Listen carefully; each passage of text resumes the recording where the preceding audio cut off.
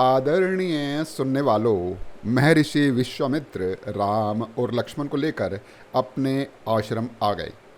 अगली सुबह उन्होंने उस वन के ऋषि मुनियों को बुलाकर एक यज्ञ का आयोजन किया और राम लक्ष्मण को यज्ञ की सुरक्षा के लिए तैनात कर दिया।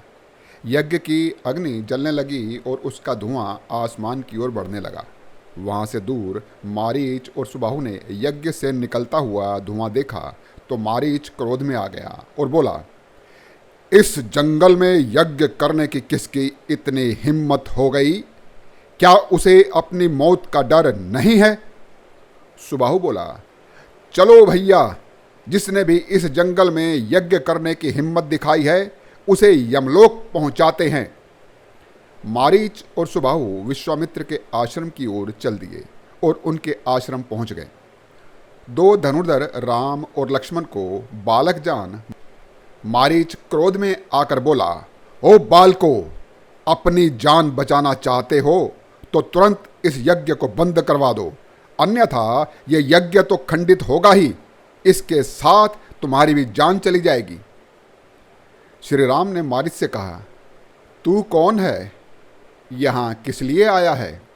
मारीच बोला, तूने ताड़का का नाम सुना है?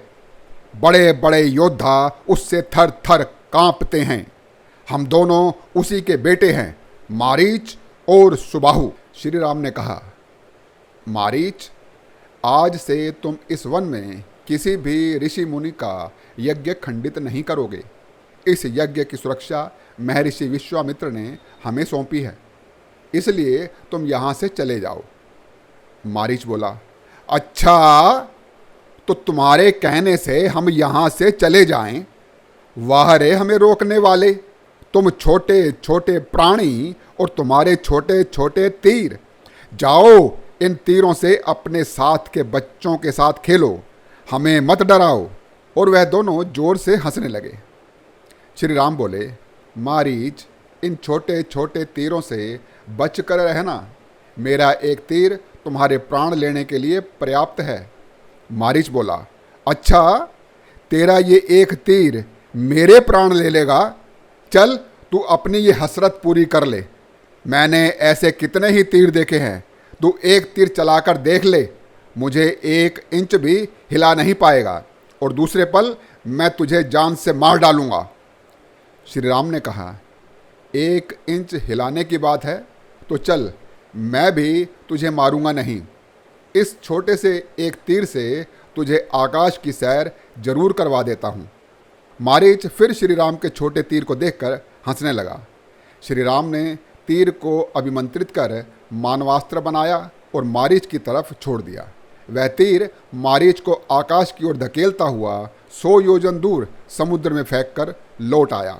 सुबाहु अपने भाई की ऐसी दशा देखकर क्रोध में आ गया। वह श्री राम पर टूट पड़ा तो लक्ष्मण ने उसे एक तीर से यमपुरी पहुंचा दिया।